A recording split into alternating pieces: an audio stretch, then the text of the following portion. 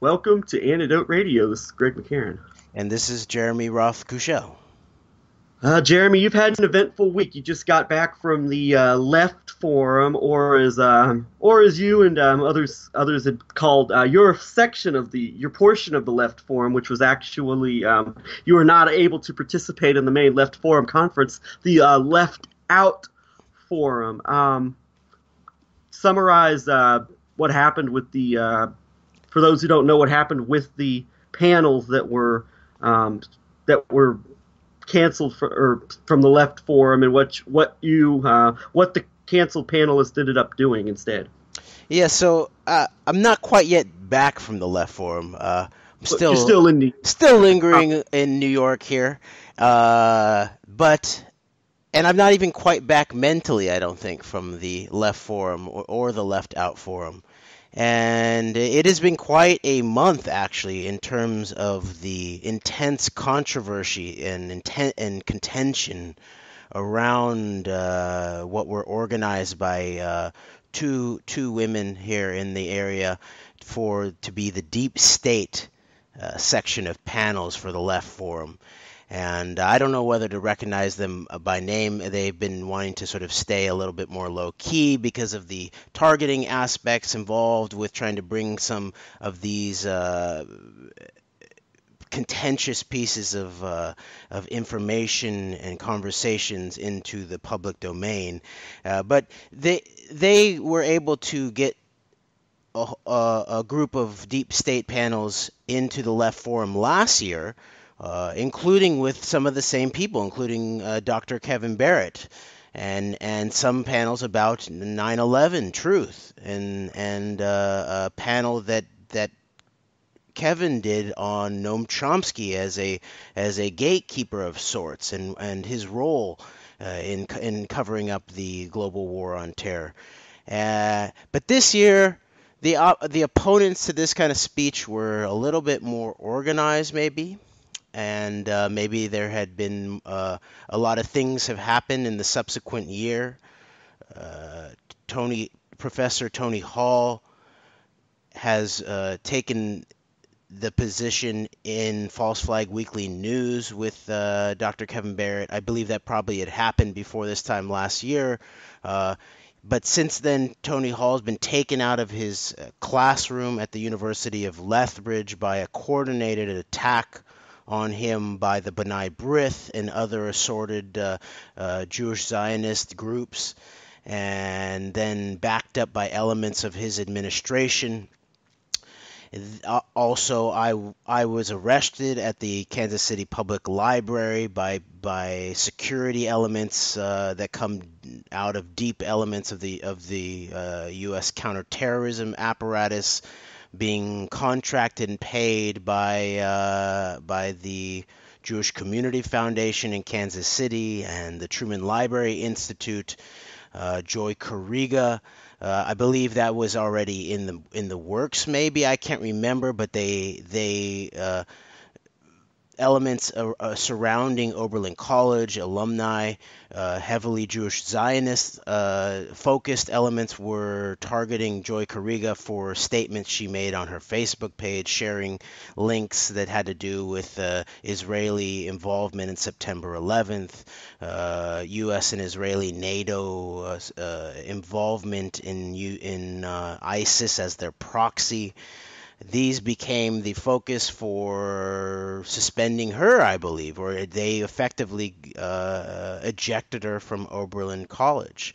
And so there's been a lot of there's a rise of suppression of speech specifically by Zionist forces. This is obviously has been in sort of an escalation year of some sort, it seems like. And so as these panels were submitted to the Left Forum, there began to be a pushback by people like Spencer Sunshine, who used to work for the Left Forum, but then also is more currently involved with the Political Research Associates, I believe, Chip Burleigh's, John Foster Burleigh's organization. Chip Foster Burleigh. Oh yeah, sorry. Okay, so there's no John the attack there. dogs for anybody who goes outside of the what is acceptable speech on the left. And so there's still contention after the fact, and there's been threads going around about contention within the Pacifica radio community about claiming that the deep state panels claim that the Left Forum banned the 4 panels is not true, and that this had absolutely nothing to do with the advocacy for suppression of these panels by people like Spencer Sunshine and other groups. But the evidence is there because I have evidence that our panel, for example, which was about political correctness, the dangers of thought crime police, and was originally going to feature Dr. Hall, Dr. Kariga, and me, to talk about these in a very, very different and interesting ways. And Dr. Kariga actually was going to be putting forth some very new analysis, specifically about the experience of being a black academic and the nature, I believe. I mean, I haven't heard her speech, but her write-up of it was very intriguing, and it seemed to be opening up new areas of discourse that we haven't seen very much of, about the specific role of maybe what we would call Zionist extremists or Jewish supremacism in relationship to trying to control or dominate radical African American discourse and academics in the country. And then she, because she's had a very direct experience of seeing the kind of power that can be wielded against someone for some Facebook posts. There was no question about her teaching, same as Professor Hall. Professor Hall's administration admits that there was no question about his curriculum. There was no question about the effectiveness of his teaching in the classroom. And then they try to say that, similarly to what's going on now in a historical revisionist fashion, and this is a clearly false historical revisionist fashion after the Left Forum has ended now, that somehow this had nothing to do with the actual content of speech or the viewpoint or the actual the nature of the people involved, and that this was just a desire to not repeat past panels.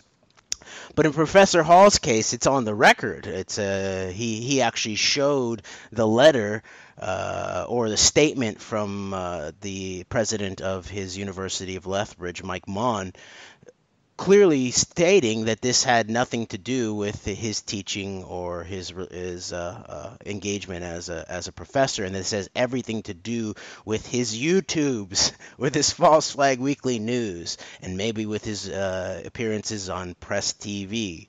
At the same time, Mike Mon asserts that this also had nothing to do with outside organizations, such as the B'nai B'rith. But it clearly did. I was there. I saw what happened. Tony and Kevin were at our house when a weaponized Facebook post was planted on his homepage, and then intensely focused on and utilized by the B'nai B'rith and assorted networks to frame Professor Hall in the media in a slanderous and defaming fashion, in associating him with this genocidal post that had been put on there, and then if not for Professor Hall doing what he does best as a historian, as an analyst of the nature of information, where does it come from, what is its reason for being, he then went and did the original research to find out that this Facebook post that had been used in a weaponized fashion, again, more historical revisionism in a false way from the B'nai B'rith assorted people like Ryan Belleros or people like Kai Kieferly, who Ryan Belleros refused to debate me in public about 9/11. Kai Kieferly, I've tried to debate on the internet about it, but he operates in missing the key facts that I keep presenting. So I will only debate him on a phone call or that type of thing. But I am willing to debate. But these kind of people insist that this image, this weaponized Facebook image, was not actually the didn't play a substantial role in why Professor Hall was removed from his tenured post. He's still tenured professor. He's fairly recently gotten his salary back, but he's still out of his classroom. They ripped his students away from him in many ways early in the semester. Uh, the, but despite the claims, these false claims, really, by B'nai B'rith and associates, that this image had very little role to play in the reason for Tony's removal, it's not true. It may be because after the fact, Tony has been able to find out that there are logs of a lot of his YouTube videos with Dr. Barrett in terms of False Flag Weekly News, but the mechanism, the social mechanism, the public mechanism, the targeting, the framing of Professor Hall as with what he calls these weaponized terms, these career-ending terms: anti-Semite, Holocaust denier, conspiracy theorist. This was done in large part in terms of the origination of this campaign to put pressure on the University of Lethbridge to remove Tony from his classroom by this Facebook post. And so and Tony has now chased down the origin of this in originating very likely, and no one has disputed this claim, with Joshua Goldberg, the now infamous internet troll, the attempted terrorist who was arrested apparently by some type of FBI sting operation of some sort, or a joint terrorism operation.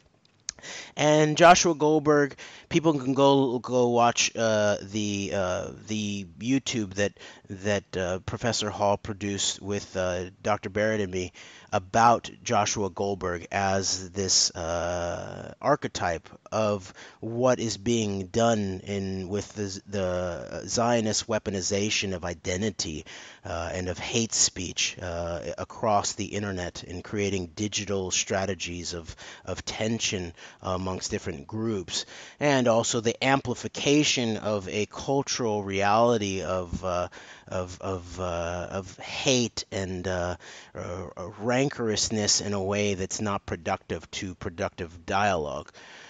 So that's out there. And also Professor Hall has written a very extensive article about this called Hate Speech Deceptions: Joshua Goldberg's Prolific Production of Discordant Fake Voices.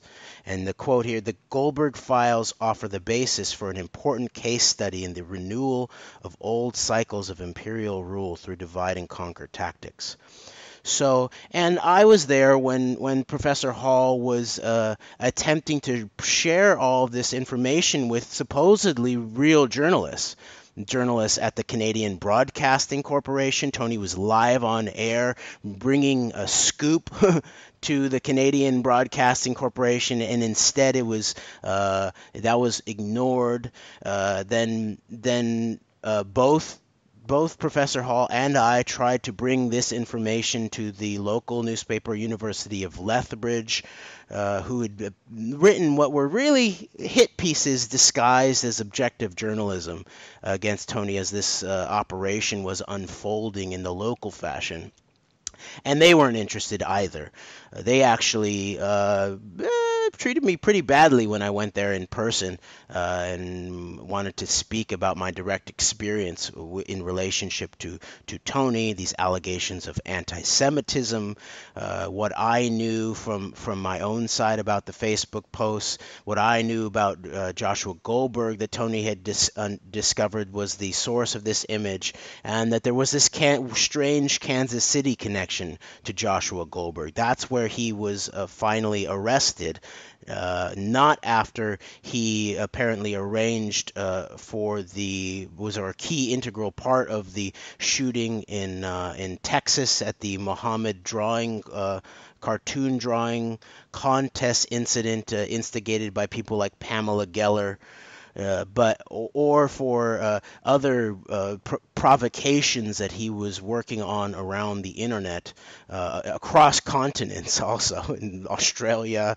as such. But for this attempt to orchestrate a terrorist event in Kansas City on the 15th anniversary of September 11th at the World War I Memorial, I believe, at the stairs there, that was going to be including first responders and firefighters. I remember looking at that post, was thinking about attending that event.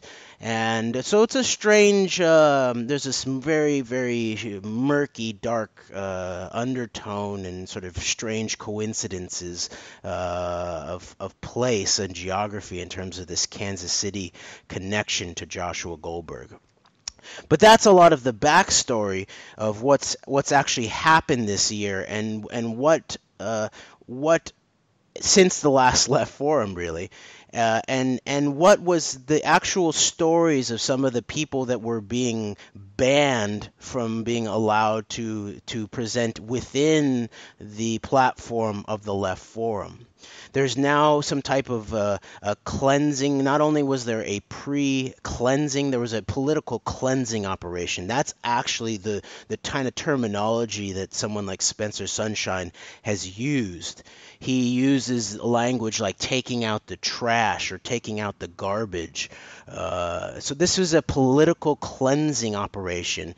And Dr. Barrett actually, in another panel later in the day, and just to fill in some information, what happened was the two organizers who originated these deep state panels. Originally, there were 5 of them. They were going to be spread throughout the Left Forum in different days and different venues.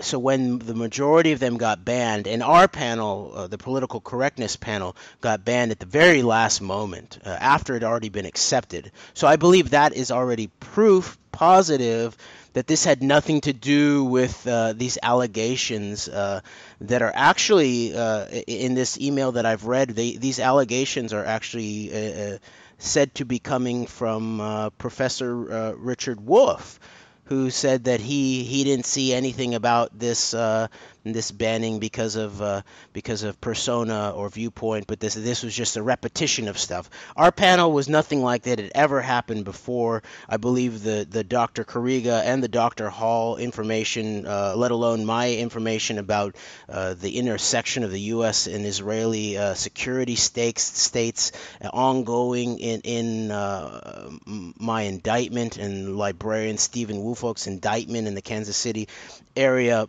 in relationship to the larger macroeconomic Israeli ascension to the domination of the tech sector, Operation Talpiot, the Talpiot move from 4 decades back, that whole scenario. And I did touch on that. This has never been presented at the Left Forum. This was not a repetition. This was accepted into the Left Forum. I believe they also knew that if they tried to reject a woman black professor speaking about the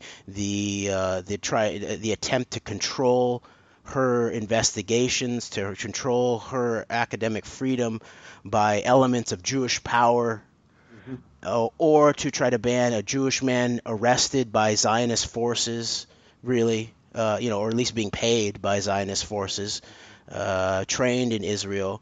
That was just beyond the pale. But they ended up doing it using the canard, the anti-Semitic canard, the Holocaust denial weapon, the conspiracy theorist smear. So, Greg, you wanted to jump in, it seemed like. No, I was just wanted to clarify. You said Richard Wolff email that there have been emails from him saying that this information was repetitive. It's amazing that he has an issue. Oh, you're repetitive. But the people that are going out there that have been repeating the same Noam Chomsky inspired lines for the last 40 years, that somehow that's new and fresh and needs to be heard, as well as the perspectives of the pro-Western destruction of Syria of voices like Linda Sarsour and Molly Crabapple. They just have to be heard. Nothing that they're saying is repetitive. But when you and Kevin Barrett and Tony Hall present information that's probably never been heard at this event, oh, it's repetitive and we don't need to hear it.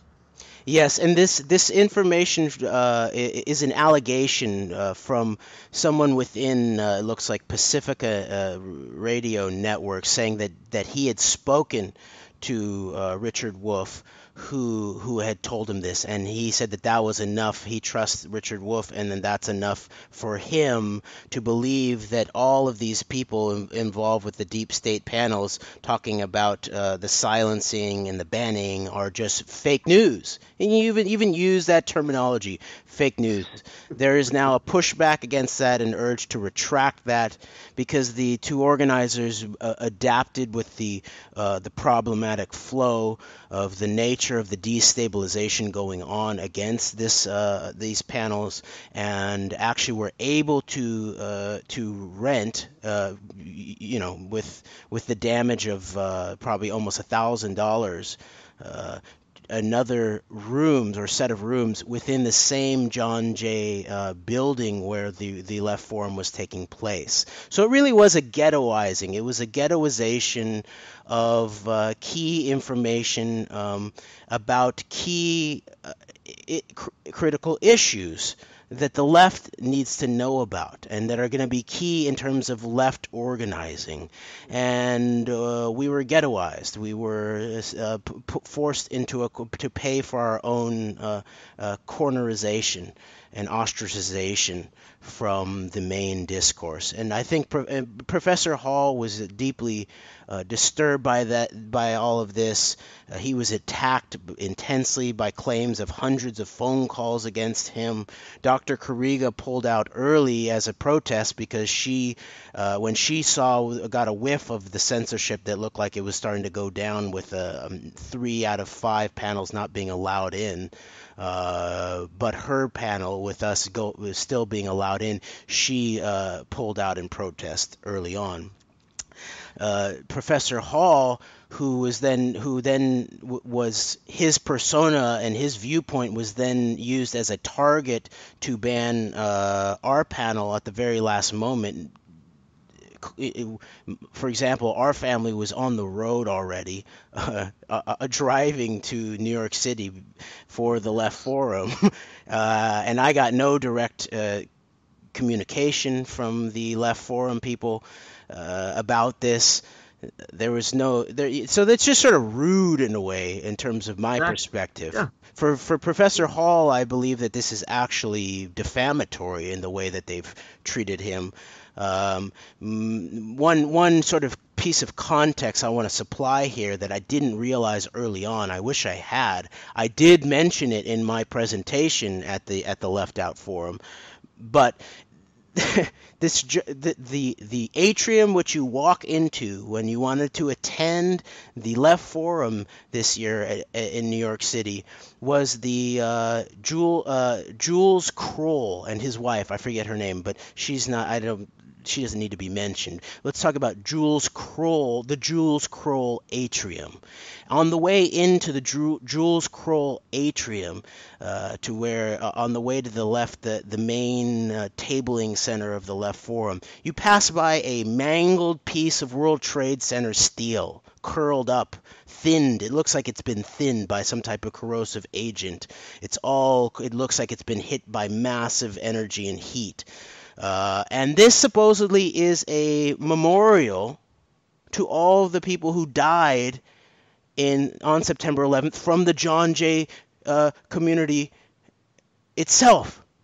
And then you walk into the Jules Kroll atrium. Jules Kroll, for all those that don't know, was the head of the security, was the founder of the security group, the Kroll Company, that had been taken over the security contract, the human security contract of the World Trade Center, I believe, after the original World Trade Center bombing in the early 90s. This included people of very dubious actions on the morning of September 11th itself, like Jerome Hauer, who is one of a few handful of key people, like Paul Bremer, like Ehud Barak, former head of Israeli military intelligence, along with being a prime minister, who was operating directly out of the British Broadcasting Corporation in London, I think he was, telling us exactly what this was going to be hours after it happened, hours after supposedly all the intelligence agencies that should have known didn't know and missed this. And of course, I brought this up too. Chomsky's book, 9/11. Chomsky got the first book out about 9/11 from the left, I believe. And it was a pamphlet of sort. It was a series of interviews with European journalists. And these European journalists were much more discriminating and critical and were dubious about the nature of the event. Were asking these questions about what about American secret services, the connivance of the American secret services. Chomsky immediately poo-poos that. There's no doubt that this was an external attack. The question of whether NATO's Article 5 would be activated, which only comes into play when there's been an external attack of one of the NATO allies. We're still waiting for the white paper, I believe, that was promised by people like Colin Powell that said that would prove that this was an external attack from the hills of Afghanistan. Phil Giraldi on a panel yesterday actually brought this up, said that he in a series of talking back to the Spanish-American War and the nature of lies and deception in bringing the United States into war, brought up that the Taliban was demanded to hand over bin Laden on the allegation that he was the main perpetrator of the September 11th attacks. They were never provided that information, and yet they were still attacked as a country. So that's going on. You have Noam Chomsky in the background here poo-pooing the connivance of the American Secret Services. He also poo-poos the threat of what he calls the long-term suppression of rights, I believe, because he says the cultural institutions are too strong. Here we are, more than a decade and a half later, and even the Left Forum, which should be like a last bastion of some way, and maybe it was in terms of the left, in terms of a space for actual open discourse and key information to be talked about, even if it's contentious, and they've given in. And has the Patriot Act been rolled back? Has surveillance been rolled back? Has targeted assassination been rolled back? So Noam Chomsky ends up looking like, no matter, there are little bits of murmurings and chattering from him in the recent months on Democracy Now! About that, oh yes, false flags are possible, or the threat of a false flag from Trump, which in many ways is actually a red herring or a limited hangout or a cover operation, and still no talk about September 11th. Truth. But if you wanted to talk about 9/11 truth in the middle of this space that's dominated by a donation by Jules Kroll, a leading suspect in terms of the security so-called breakdowns of September 11th, before thousands of living human beings and massive buildings were dust turned into dust, vaporized, many bodies were vaporized. And large portions of the building were thrown upward and outward, and other portions were, smashed and crinkled and eviscerated, like this piece of steel that you're greeted with as some type of memorial. I don't know what the crinkled steel has to do with the murders of the people of the John Jay community. To me, that's some type of sadistic, sick flaunting of some sort to me. And then the Left Forum to back all of that up with banning the information about 9/11 and ongoing false flags and who benefits from that. I'm sure someone like what's his name, the Canadian, amongst the Jonathan Kay would say cui bono comes from Latin, that comes from the French Revolution, and it's an anti-Semitic canard to ask who benefits. But meanwhile, who benefits is a key question in terms of geopolitics, and also the shaping of the weaponization of people's mind. Dr. Barrett likes to point out that there was a study by a psychologist saying that half of the American people still have post-traumatic stress disorder from the September 11th attacks. So in the New York City area, I imagine that is creeping much, much higher. So there's this sense of the reptilianization of the activation of our hindbrain is still deeply in effect, and there are forces that are utilizing the shock doctrine related to Naomi Klein's macroeconomic criticism of the usage of the Chicago School of shocks. I pointed this out in my presentation too, that there's a key chapter in her book, The Shock Doctrine. I believe it's the second to last chapter. It's about the rise of the Israeli security and so-called counterterrorism technology sector in the wake of the September 11th, the post 9/11 shakedown. And they were on the verge of collapse economically. And then they put all their chips into these sectors that when I confronted William Bratton when he was the chief of police in Los Angeles, he had just written an article in the run-up to the 2008 elections saying, it was the month before, he was saying that there was going to be an attack by bin Laden that was going to change the dynamics of the election. When I confronted him about, he was giving a speech about the implementation that sounded like of fusion centers, and he was a key implementer of what's now known as SARS, the Suspicious Activity Report. If people go and look at a lot of the First Amendment auditing videos on the YouTube of people all around the country are doing really important work in defining and rejuvenating and building out the recognized rights of the First Amendment to be able to film in public, public officials, public buildings, private buildings from public space, public officials in their line of duty. These are our rights. But when you see those videos, you see a lot of these people talking about, they ask, what's the reasonable suspicion of what crime that you're detaining me for? And they say suspicious activity.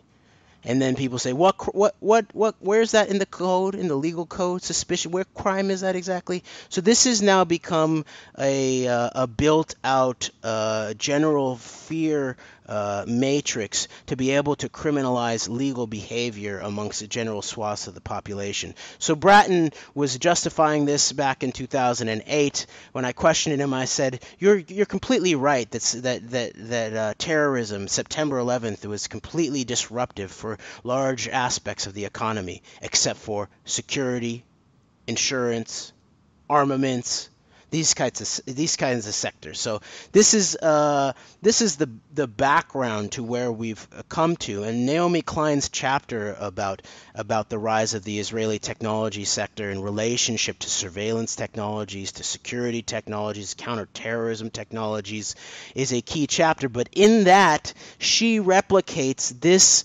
I would call it a sort of it's sort of racist, actually. I think it's somewhere in the realm of Judeo-supremacist, white supremacist, sort of a colonial attitude towards these people of color around the world. Many of them are Muslim, and they believe these sort of silly things about conspiracy theories. She takes time out of that chapter to make it clear that she, as the sort of the white Jewish Westerner from Canada, the intellectual from the left, she knows more than these riffraff from New Orleans who are suspicious that the levees were blown up in order to actually flood their neighborhoods and preserve white neighborhoods. And what we've seen after that is, there was a sort of there was definitely an assault on black neighborhoods. I don't know what's the truth there, but to sort of just dismiss that out of hand is there's some type of supremacist intellectual component to that, I believe. She also does it to people in Southeast Asia around the tsunami, and then really what she's trying to avoid is the obvious scenario of September 11th, the war on terror, synthetic terrorism, generated crises, as called for by people like Rahm Emanuel and backed up by people like Bill Bratton. That's what she's avoiding. And of course, the larger construct of her book, the shock doctrine, it's really, and she mentions this goes back to MK Ultra, CIA psychiatry, and the usage of shocking people, even literally, with electricity to then be able to open up a space to pattern and control their minds.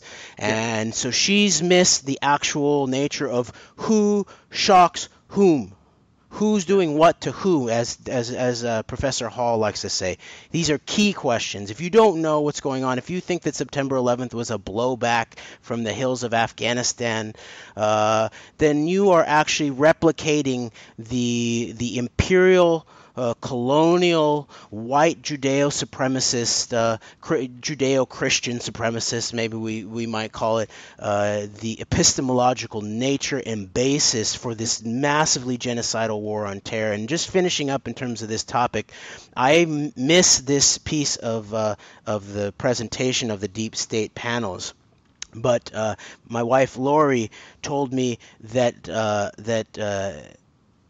Dr. Barrett gave a deeply impassioned speech about, there's all this talk about Holocaust denial, historical revisionism, and this is being used, about an event, or a whole complex series of events, approaching a century ago. I mean, maybe, 3/4 of a century ago, to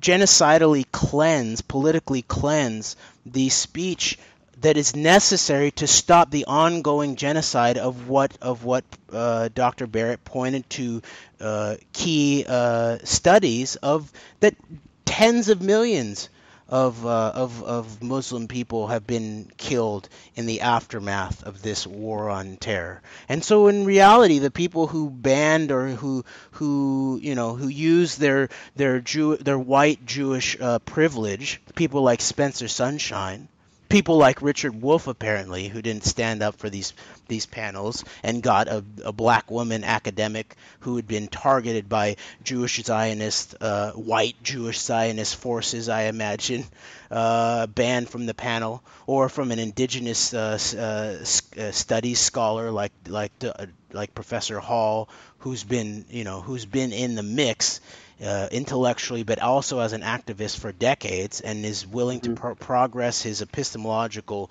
basis in terms of. Ironically enough, he received I believe, was it Naomi Klein who actually endorsed one of his books? Exactly. I was going to bring this up in my presentation. There's a pre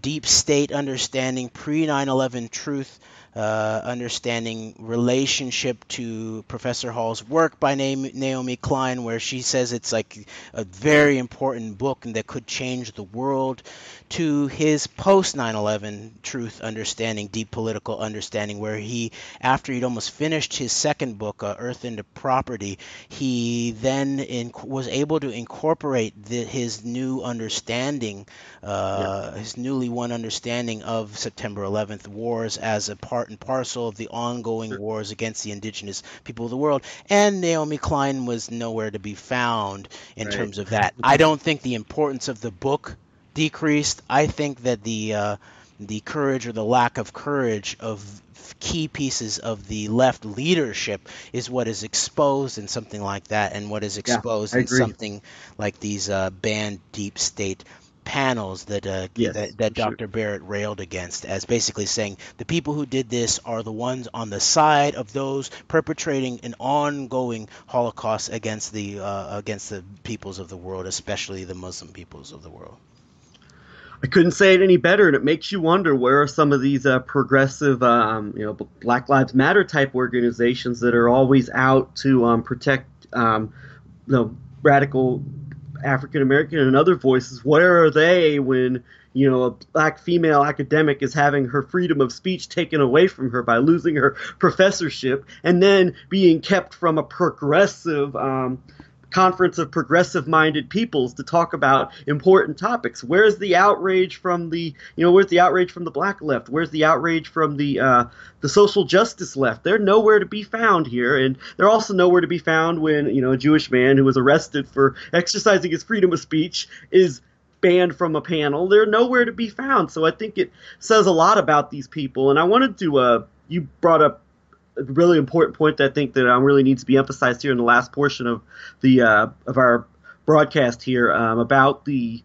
the allegation against people like Tony Hall, particularly Anthony Hall. It's also been used against Kevin Barrett, but particularly Tony Hall, that he is a what is called a Holocaust denier. And the large part of the criticism and the justification for these censored forums, censored panels, was that Tony Hall and Kevin Barrett were, Holocaust deniers. They've, been said to have published articles questioning, was Hitler really so bad, in comparison to, say, other people in the history. But that's the comparisons you see. They're Holocaust deniers, and therefore nothing that they say or do, any work that they do, is ever going to be notable or ever worth promoting or ever worth even having a critical conversation about, because they're Holocaust deniers. And the idea of Holocaust denial is used to bludgeon them over the heads without focusing on their research into September 11th and the preeminent Israeli role, which is, I think, the real reason for the censorship of their work, is that Holocaust denial is used as a bludgeon. Jeremy, you know these men pretty well. What do you say, number one, to the accusation that they do exhibit like Holocaust denial in their work, and that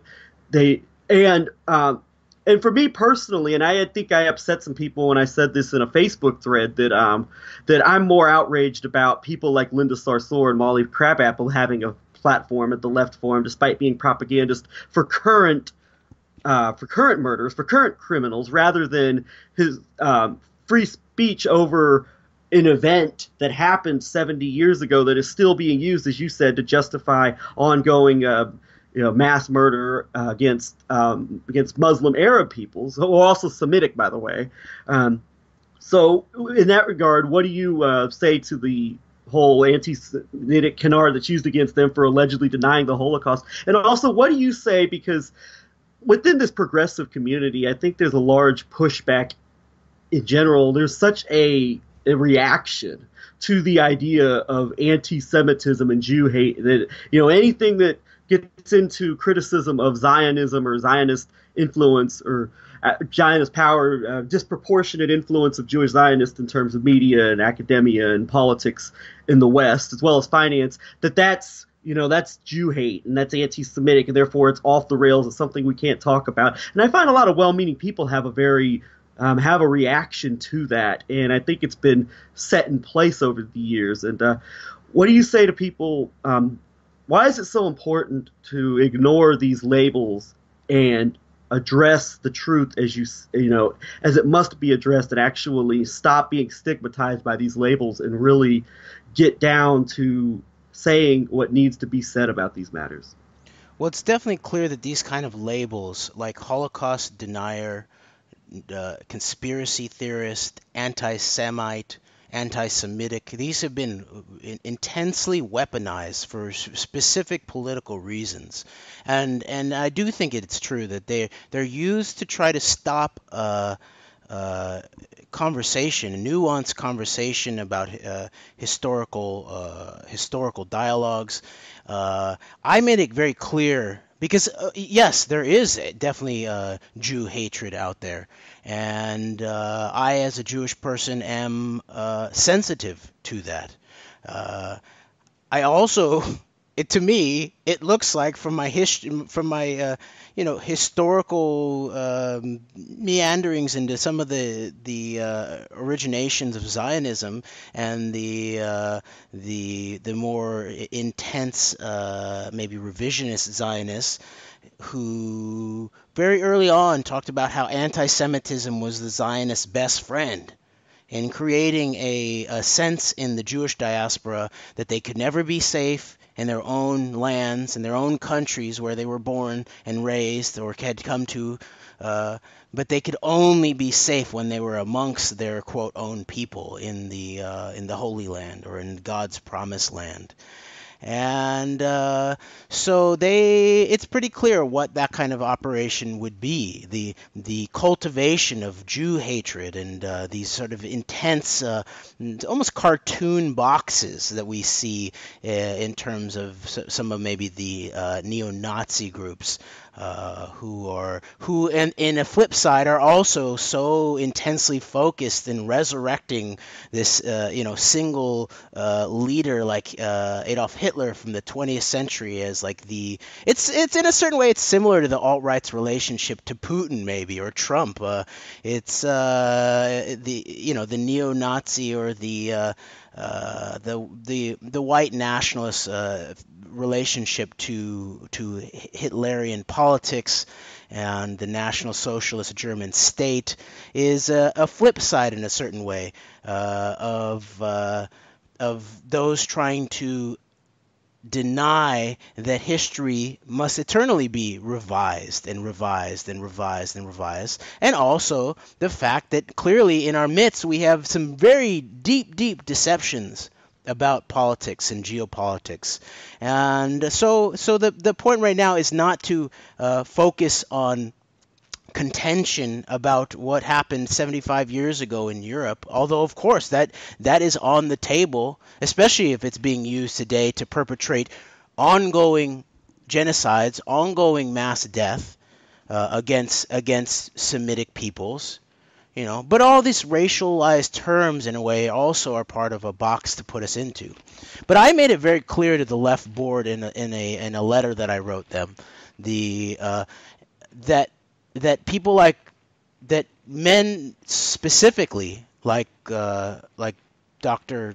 Barrett and Professor Hall, Kevin Barrett, Anthony Hall, people who I've become close with intellectually over the last years, that they're the kind of men that not only would I invite into my home to stay with my family, as I have, and very much enjoy their company and very much trust them in relationship to my family, and but I also see them as the kind of figures that in times of contention or if there were actual serious threats, sort of based on Jewish hatred, that those are the kind of people that would stand up for you, no matter whether it was convenient for their career or their station in life. They've proven that. They're the ones who are standing up to the actual ongoing Holocaust that's targeting a group of people in the world at this point. And of course this term Holocaust, I still believe this is I disrespect this term because of its occult and sort of sacrilegious background in terms of a burnt offering to who, by whom, for what reason, to call the mass deaths of people, whoever they are, in a way, to call it a Holocaust makes me think, okay, what is the purpose of this alleged burnt offering? That's being given up, and we see the way that it's been politicized. These kind of the analysis of this kind of word has been politicized, and so I use the word Shoah, meaning suffering, meaning, and that's a specific Jewish suffering. But of course, part of the problem here too has been, I believe, a Judeo-centric discourse that is fit perfectly into Judeo-supremacist ideology and state policy in Israel against other people, and more the framing of my presentation about being arrested in American library at a public event for basically providing factual assertions and a question about ethical intent, about when are we going to stand up and be ethical Jews and Americans, that what happened to you too, Greg. I mean, you were there. It was I acknowledge you in my presentation for for the courage that you showed, and that by you filming that event, by holding down your inherent press functions as a human being. That's the only way that we have any objective record of what actually happened to Steve and me in the public library. And that you were also forced out of a public assembly, a designated public forum that you had every right to continue being, just as I clearly had a right to continue being there, and definitely Steve Woolfolk, who organized the event and had allowed the Zionist trained and Zionist paid security people involved in our arrest to be there in the first place. He clearly had the right. He not only had the right to be there, he had the right to tell them to get out and to arrest them, to call the police on them. And I call this the Palestinification. Maybe we should start calling it the Gazification or the West Bankification of the American society, at this case, the First Amendment in American library. This is not, and this is where I'm suspicious also of the whole approach that you see heavily dominant in sort of white liberal Jewish leftist discourse about where Palestinian solidarity is all about saving those people, or it's related to humanitarian outrage and saving those people. And the desire is good and the desire is important, but it's been weaponized. It's been where do the forces on that lie? Topic, Jeremy? On that topic, you'll also notice within like Palestinian solidarity efforts how such an emphasis is placed on matters that have nothing to do with the actual freedom of the Palestinians, such as LGBT related issues, such as somebody's views on certain cultural matters. Like those issues are constantly lumped into being like synonymous with Palestinian activism. Like if you have views that go outside of what is considered to be like liberal progressive orthodoxy on these matters, then you have no place in the Palestinian solidarity movement. And that is another example of weaponization of a movement by throwing in issues that, regardless of how you may personally feel about the people who promote a matter in a manner that you may not really find tasteful or even inhumane, that still is being used as a bludgeon against people. In many cases, people who talk about matters like September 11th, because they may not always toe the progressive orthodoxy on these matters, they're shut out because these issues related to anti-war and Palestinian efforts are constantly lumped in with your opinion on the specific cultural issue that has nothing to do with the particular movement in question. A good point. And this is the amount of the sort of this Jewish privilege that I see coming from people like Spencer Sunshine, and then even white privilege coming from people who are not Jewish but use this realm of discourse to continue to smear and try to colonialize or ghettoize the speech of very principled Muslims, like people like Dr. Barrett, who really does. He's a key American Muslim voice for the Muslim community globally. And of course, I believe his critical contributions goes beyond that too. But for people to use these kind of terminology to try to ostracize someone like him, It's just wrong. And the way that these terms are used, I think Professor Hall talked about how it's like a nuking. It's like a nuking of a reputation. It's the nuking of the discourse. It's a nuking of a career. These types of things. And we saw this happen. Like my wife Lori and I confronted Marcus Grach, who's maybe the co-president or co-head of the actual management of the Left Forum. He's the one, along with a woman named Ashley Abbott, who ultimately sent out the email saying that at the very last moment, this panel of thought police was banned, and we were trying to find out what is this German organization that was unnamed, that was generating hundreds of phone calls, that basically supplied the political capital, let's say, to finally take out the thought police panel. And he said, well, it was just an executive function. And I believe he's German himself. And he said, well, that's too bad you were on the road. I don't like how this turns out sometimes, and you should just talk to the board. It was their decision. I was just doing an executive function. So there you go. There's just following orders, just following intellectual orders in terms of the genocide of critical pieces of the discourse on the left. Then you had Laura Flanders at the plenary,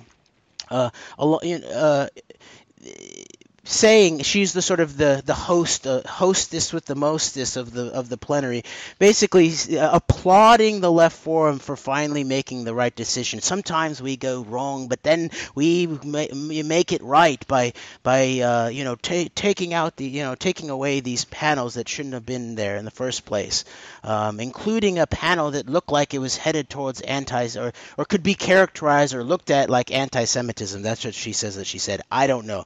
She definitely said anti-Semitic. In other words, the things that she doesn't have the personal courage to talk about. And then I got up in the middle of this. I was like, I'm sitting here. I'm a Jewish man arrested by Zionist forces, going to be on a panel with an indigenous studies professor and a black woman professor of rhetoric who's been targeted by Zionist power. And we've been outed. We've been sort of like so-called outed and then banned by weaponized terminology. And then Laura Flanders is just in front of thousands of people, just echoing these types of things. And we went up to confront her about it in the middle of it, I stood up and said that I was on that panel that got banned. I'm Jewish. I'm not anti-Semitic. My fellow panelists were not anti-Semitic. And I probably should have said more, but I just stopped there. And Laura Flanders said, well, we'll have to then, this might be a conversation moving forward. So then right after it was over, we went up to her, my wife and I, and to have this conversation that she said she was interested in. And she tried to use Linda Sarsour as a prop to try to avoid the conversation, but she ultimately did not. And we had some of the conversation. I asked her whether she'd actually read Professor Hall's works, including Earth into Property. She's like, well, I haven't had time, but I've seen things that looked like they could be seen as anti-Semitic, some phrases or something like that. She had no grounding. Lori put it into context of like, do you support, the arrest of American citizens in the library for speech critical of, this kind of power, of state power, of Zionist power, of U.S. power? And she's like, well, no, that's not good, And she's like, let's have this conversation moving forward. I never saw her again. I don't know if she was there. She definitely didn't pursue the conversation. So this is the scenario that's going on. The left has to I think the left is in the midst of a deep night of the soul. It needs to take a deep look at itself. And I appreciate this space that we have together, Greg, on the antidote. To be able to have these conversations. I want to thank all of the people who helped put these left-out forums together. I have some books I'm looking forward to reading, books from Michael Springman, books from Lucy Morgan Edwards, and a book from Allison Weir. So, I agree. Radio. And I think that this is probably the most important show we've done yet. Thank you very much. Thank you so much, Greg. Bye-bye. Out.